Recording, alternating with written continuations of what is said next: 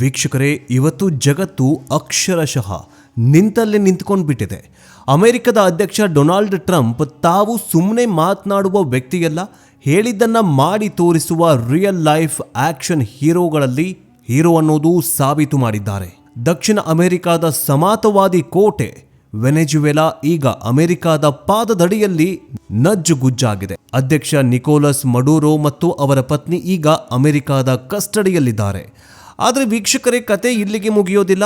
ವೆನೆಜುವೆಲಾ ಕೇವಲ ಆರಂಭವಷ್ಟೇ, ಇದು ಟ್ರೇಲರ್ ಅಷ್ಟೇ, ಪಿಕ್ಚರ್ ಅಭಿ ಬಾಕಿ ಹೇ ಎಂಬಂತೆ ಡೊನಾಲ್ಡ್ ಟ್ರಂಪ್ ಈಗ ಜಗತ್ತಿನ ನಕ್ಷೆಯಲ್ಲಿ ಇನ್ನೂ 3 ದೇಶಗಳ ಮೇಲೆ ಕೆಂಪು ಗುರುತು ಮಾಡಿದ್ದಾನೆ. ಮುಂದಿನ ಸರದಿ ನಿಮ್ಮದೇ ಅಂತ ಬಹಿರಂಗವಾಗಿ ಎಚ್ಚರಿಕೆ ನೀಡಿದ್ದಾನೆ.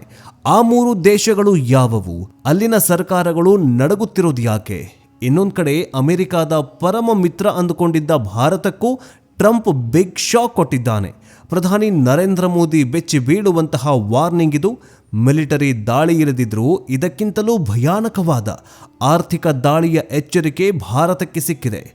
ಬನ್ನಿ ಹಾಗಾದರೆ ಈ ಎಕ್ಸ್ಕ್ಲೂಸಿವ್ ಸಂಚಿಕೆಯಲ್ಲಿ ವೆನೆಜುವೆಲಾ ಪತನದ ನಂತರದ ಸತ್ಯಗಳೇನು, ಟ್ರಂಪ್ ಹಿಟ್ ಲಿಸ್ಟ್ನಲ್ಲಿರುವ ಆ 3 ದೇಶಗಳು ಯಾವುವು, ಮತ್ತು ಭಾರತಕ್ಕೆ ಎದುರಾಗುವ ಆರ್ಥಿಕ ಸಂಕಷ್ಟ ಎಂಥದ್ದು, ಮತ್ತೆ ಡಾಲರ್ ಮುಂದೆ ಬೆಣ್ಣೆಯಂತೆ ಕರಗುತ್ತಾ ರೂಪಾಯಿ ಮೌಲ್ಯ, ಎಲ್ಲ ಕುರಿತಂತೆ ಮಾಹಿತಿಯನ್ನು ಕೊಡ್ತಾ ಹೋಗ್ತೀವಿ. ಆದರೆ ಅದಕ್ಕಿಂತ ಮುಂಚೆ ಅಮೆರಿಕದ ಅಧ್ಯಕ್ಷ ಡೊನಾಲ್ಡ್ ಟ್ರಂಪ್ ಈ ಕಲಿಯುಗದ ಬ್ರಹ್ಮ ರಾಕ್ಷಸನಂತೆ ಕಾಡ್ತಾಗಿದ್ದಾನ? ಈತ ಹಿಟ್ಲರ್ನಂತೆ ಯಾಕೆ ಇಡೀ ವಿಶ್ವವನ್ನ ಇನ್ನಿಲ್ಲದಂತೆ ಕಾಡ್ತಾಗಿದ್ದಾನೆ? ಟ್ರಂಪ್ ತೆಗೆದುಕೊಳ್ತಾ ಇರುವ ನಿರ್ಧಾರಗಳು, ಟ್ರಂಪ್ನ ಒಂದೊಂದು ಹೆಜ್ಜೆಗಳ ಬಗ್ಗೆ ನಿಮಗೇನನ್ಸತ್ತೆ? ಕಮೆಂಟ್ ಮೂಲಕ ತಿಳಿಸಿ. ಬನ್ನಿ ವಿಡಿಯೋವನ್ನು ಶುರು ಮಾಡೋಣ.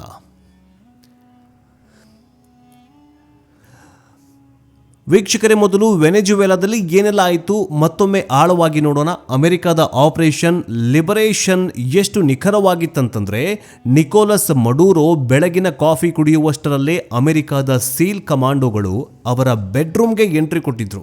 ಮಡುರೋ ಮತ್ತು ಅವನ ಪತ್ನಿ ಸಿಲಿಯಾ ಪೋರ್ಸ್ ಇಬ್ಬರಿಗೂ ಕೈಕೋಳ ತೋಡಿಸಿ ಕರೆದುಕೊಂಡಿರುವ ದೃಶ್ಯಗಳು ಈಗ ಇತಿಹಾಸದ ಪುಟಗಳನ್ನು ಸೇರಿವೆ. ಈ ಘಟನೆ ನಡೆದ ತಕ್ಷಣ ವೆನೆಜುವೆಲಾದ ರಾಜಧಾನಿ ಕರಾಕಸ್ನ ಬೀದಿಗಳಲ್ಲಿ ಕಂಡ ದೃಶ್ಯಗಳು ನಿಜಕ್ಕೂ ರೋಮಾಂಚನವಾಗುತ್ತೆ. ಸೋಷಿಯಲ್ ಮೀಡಿಯಾದಲ್ಲಿ ವೈರಲ್ ಆಗ್ತಾ ಇರುವ ವಿಡಿಯೋಗಳನ್ನು ನೀವು ನೋಡಬಹುದು. ಜನ ಭಯಪಡುವ ಬದಲು ಬೀದಿಗಿಳಿದು ಕುಣಿದು ಕುಪ್ಪಳಿಸ್ತಾಗಿದ್ದಾರೆ. ಕಾರುಗಳ ಹಾರ್ನ ಬಾರಿಸ್ತಾ ವೆನೆಜುವೆಲಾ ಧ್ವಜ ಹಿಡಿದು ನಮಗೆ ಸ್ವಾತಂತ್ರ್ಯ ಸಿಕ್ತು ಅಂತ ಕಣ್ಣೀರು ಹಾಕ್ತಿದ್ದಾರೆ. ಯಾಕಂದ್ರೆ ಮಡುರೋ ಆಡಳಿತದಲ್ಲಿ ಅಲ್ಲಿನ ಜನ ಒಂದು ಹೊತ್ತು ಊಟಕ್ಕೂ ಪರದಾಡ್ತಾ ಇದ್ರಂತೆ. ಒಂದು ಬ್ರೆಡ್ ತರಲು ಚೀಲದಷ್ಟು ನೋಟುಗಳನ್ನು ಒಯ್ಯಬೇಕಿತ್ತು. ಟ್ರಂಪ್ ಅವರ ಈ ನಡೆ ಅಲ್ಲಿನ ಜನರಿಗೆ ದೇವರ ಕಳುಹಿಸಿದ ಉಡುಗೊರೆಯಂತೆ ಕಾಣಿಸ್ತಾಗಿದೆ. ಆದರೆ ನಾಣ್ಯಕ್ಕೆ ಇನ್ನೊಂದು ಮುಖ ಇರತ್ತೆ. ರಷ್ಯಾ ಮತ್ತು ಚೀನಾ ಕೆಂಡಾಮಂಡಲವಾಗಿವೆ. ವ್ಲಾದಿಮಿರ್ ಪುಟಿನ್ ಅವರು ಇದೊಂದು ಅಂತಾರಾಷ್ಟ್ರೀಯ ದರೋಡೆ ಅಂತ ಕರೆದಿದ್ದಾರೆ. ಒಂದು ಸಾರ್ವಭೌಮ ದೇಶದ ಅಧ್ಯಕ್ಷರನ್ನ ಅಪಹರಿಸುವುದು ಯುದ್ಧಾಪರಾಧ ಅಂತ ರಷ್ಯಾ ಎಚ್ಚರಿಕೆ ನೀಡಿದೆ. ವೆನೆಜುವೆಲಾದ ತೈಲ ನಿಕ್ಷೇಪದ ಮೇಲೆ ರಷ್ಯಾ ಅಪಾರ ಹೂಡಿಕೆ ಮಾಡಿತ್ತು.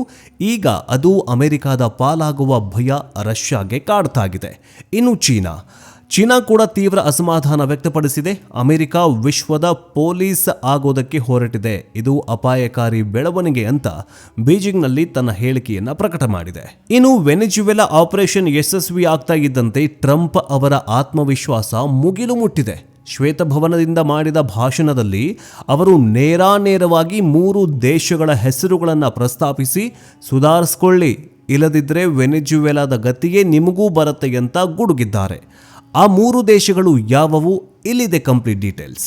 ಕ್ಯೂಬಾ, ಅಮೆರಿಕದ ಕಾಲಡಿಯಲ್ಲಿರುವಂತಹ ಪುಟ್ಟ ದ್ವೀಪ ರಾಷ್ಟ್ರ ಕ್ಯೂಬಾ. ಕಮ್ಯುನಿಸ್ಟ್ ಆಡಳಿತ ಇರುವಂತಹ ಕ್ಯೂಬಾ ಮೊದಲಿನಿಂದಲೂ ಅಮೆರಿಕದ ಬದ್ಧ ವೈರಿ.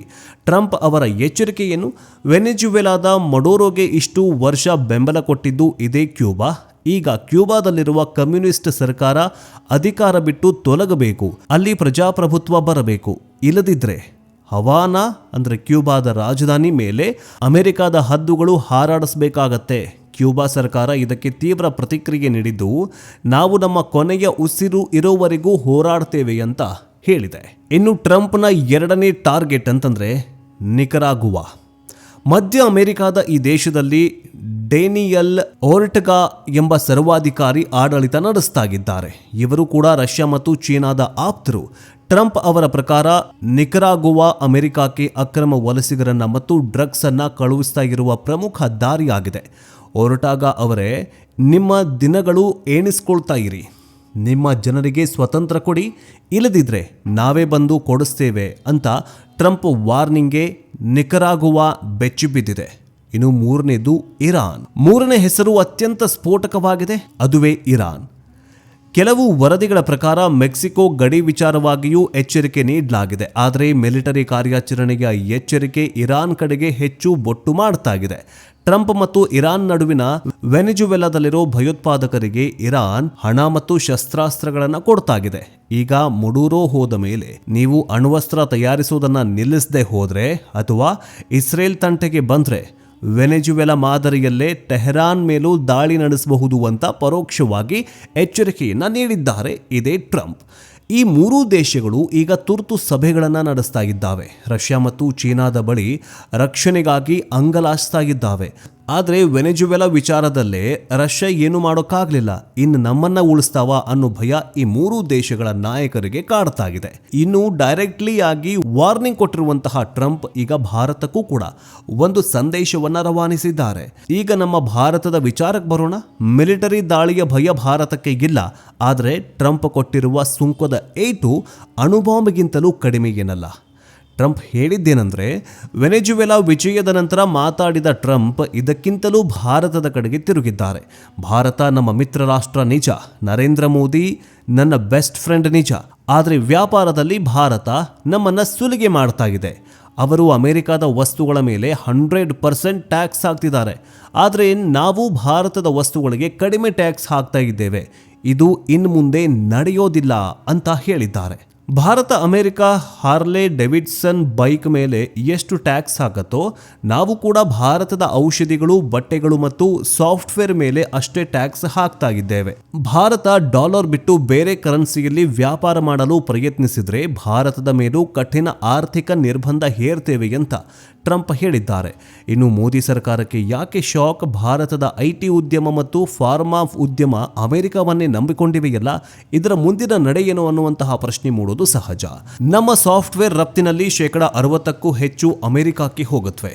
ಟ್ರಂಪ್ ಏನಾದರೂ ಭಾರತದ IT ಕಂಪನಿಗಳ ಮೇಲೆ ಅಥವಾ ಭಾರತದ ವಸ್ತುಗಳ ಮೇಲೆ 50% 100% ಟ್ಯಾಕ್ಸ್ ಹೇರಿದ್ರೆ ಬೆಂಗಳೂರು, ಹೈದರಾಬಾದ್ನಲ್ಲಿ ಲಕ್ಷಾಂತರ ಉದ್ಯೋಗಿಗಳು ಕಣ್ಮರೆಯಾಗ್ತಾರೆ.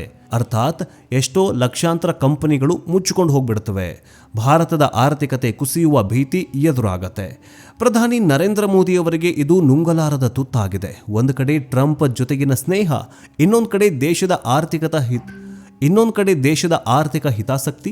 ವೆನೆಜುವೆಲಾ ಮೇಲೆ ದಾಳಿ ಮಾಡಿದ ಟ್ರಂಪ್ ಆರ್ಥಿಕ ವಿಚಾರದಲ್ಲಿ ಯಾರ ಮುಲಾಜು ನೋಡಲ್ಲ ಅನ್ನೋದು ಮೋದಿಯವರಿಗೂ ಕೂಡ ಗೊತ್ತಾಗಿದೆ.